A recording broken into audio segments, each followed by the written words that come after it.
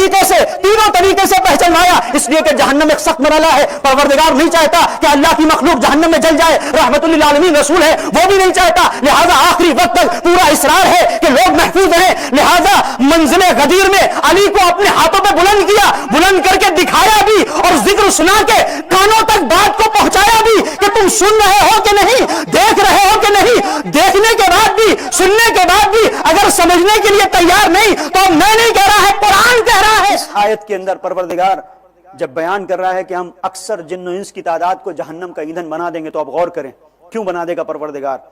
بیان کیا ہے کیوں۔ لہم قلوب لا یفقہون بہا، ان کے پاس دل ہیں لیکن دل سے سمجھتے نہیں۔ وَلَهُمْ أَعْيُنٌ لَا يُبْصِرُونَ بِهَا، ان کے پاس آنکھیں ہیں لیکن آنکھوں سے دیکھتے نہیں۔ وَلَهُمْ آذَانٌ لَا يَسْمَعُونَ بِهَا، ان کے پاس کان ہیں، کانوں سے سنتے نہیں۔ اس کا مطلب یہ ہے کہ اگر پروردگار نے کچھ نعمتوں کو ہمارے حوالے کیا ہے، دل ہے تو دل سے سمجھو، کان ہے تو کان سے سنو، آنکھیں ہیں تو آنکھوں سے دیکھو، لیکن دل ہونے کے بعد بھی، کان ہونے کے بعد بھی، آنکھیں ہونے کے بعد بھی اگر اندھے گونگے بہرے بن جاؤ تو قرآن کیا کہتا ہے؟ لوگ تمہیں انسان کہیں گے لیکن قرآن کہتا ہے اولئک کالانعام، یہ جانور ہیں، بل ہم اضل، بلکہ جانور سے بھی پست ہیں، اولئک هم الغافلون، یہ وہ لوگ ہیں جو غفلت کرنے والے ہیں۔ انسان کے وجود کے اندر پروردگار نے 3 صلاحیتوں کو دیا، دل سمجھنے کے لیے، آنکھ دیکھنے کے لیے، کان سننے کے لیے۔ اور اگر دل سے نہ سمجھا جائے، کان سے نہ سنا جائے، آنکھوں سے نہ دیکھا جائے تو اس کا مطلب انسان غافل ہے، اور جو غافل ہے اس پہ مہر پروردگار اولئک کالانعام بل ہم اضل، نہ صرف یہ غافل ہے بلکہ جانوروں سے بھی بدتر ہیں۔ اس لیے غافل ہیں کہ جو دل کا کام ہے وہ دل سے نہیں لیتے، جو آنکھوں کا کام ہے وہ آنکھوں سے نہیں لیتے، جو کانوں کا کام ہے وہ کانوں سے نہیں لیتے۔ اب عزیزو آئیے ایک منزل تک لے کے جانا چاہتا ہوں۔ پیغمبر نے 3 حدیثیں ارشاد فرمائی۔ پہلی منزل حب علی عبادہ، علی کی محبت عبادت ہے۔ پہلی منزل محبت کا تعلق دل سے ہے۔ دیکھیں فیصلہ ہو رہا ہے نا، جہنم میں کون جائے گا؟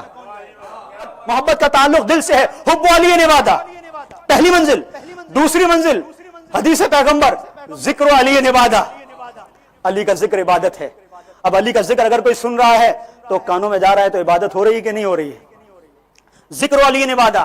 تیسری منزل علی کے چہرے پر نظر ڈالنا، النظر الی وجہ علی عبادہ۔ اب 3 ہی چیزیں ہیں جسے پروردگار نے بیان کیا کہ ہم جہنم کا ایندھن بنا دیں گے۔ کن لوگوں کو؟ کن لوگوں کو؟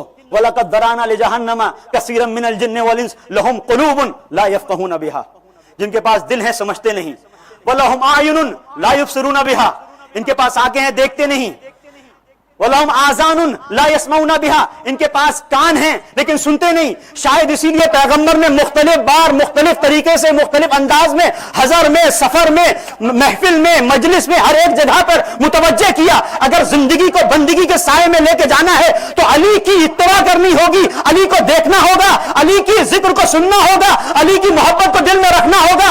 بار بار کہا، بار بار کہا، لیکن اندازہ تھا کہ یہ بار بار کہنے کے بعد انسان بھول جائے گا، لہذا ایک چٹیل میدان میں سوالات کے مجمع میں سب کو جمع کیا، اور سب کو جمع کرنے کے بعد تینوں طریقے سے پہچنوایا، اس لیے کہ جہنم ایک سخت مرحلہ ہے۔ پروردگار نہیں چاہتا کہ اللہ کی مخلوق جہنم میں جل جائے، رحمت للعالمین رسول ہے وہ بھی نہیں چاہتا، لہذا آخری وقت تک پورا اصرار ہے کہ لوگ محفوظ رہیں۔ لہذا منزل غدیر میں علی کو اپنے ہاتھوں پہ بلند کیا، بلند کر کے دکھایا بھی، اور ذکر سنا کے کانوں تک بات کو پہنچایا بھی کہ تم سن رہے ہو کہ نہیں، دیکھ رہے ہو کہ نہیں۔ دیکھنے کے بعد بھی، سننے کے بعد بھی اگر سمجھنے کے لیے تیار نہیں تو میں نہیں کہہ رہا ہے، قرآن کہہ رہا ہے۔ اب یہ میرا قول نہیں ہے، قرآن کی آواز ہے۔ وَلَقَدْ ذَرَأْنَا لِجَهَنَّمَ كَثِيرًا مِنَ الْجِنِّ وَالْإِنسِ لَهُمْ قُلُوبٌ لَا يَفْقَهُونَ بِهَا وَلَهُمْ آذَانٌ لَا يَسْمَعُونَ بِهَا وَلَهُمْ آذَانٌ لَا يَسْمَعُونَ بِهَا وَلَهُمْ أَعْيُنٌ لَا يُبْصِرُونَ بِهَا أُولَئِكَ كَالْأَنْعَامِ بَلْ هُمْ أَضَلُّ أُولَئِكَ هُمُ الْغَافِلُونَ۔ اس کا مطلب یہ ہے کہ اگر ایک انسان کے پاس دل ہے، دل میں محبت علی نہیں تو وہ جانور ہے۔ انسان کے پاس آنکھیں ہیں لیکن آنکھوں سے علی کو نہیں دیکھ سکتا تو وہ جانور ہے۔ کان ہے، ذکر علی کو نہیں سن سکتا تو وہ جانور ہے۔ اس کا مطلب یہ ہے اس نے ہدف خلقت کو پورا نہیں کیا، اب جہنم اس کا انتظار کر رہا ہے۔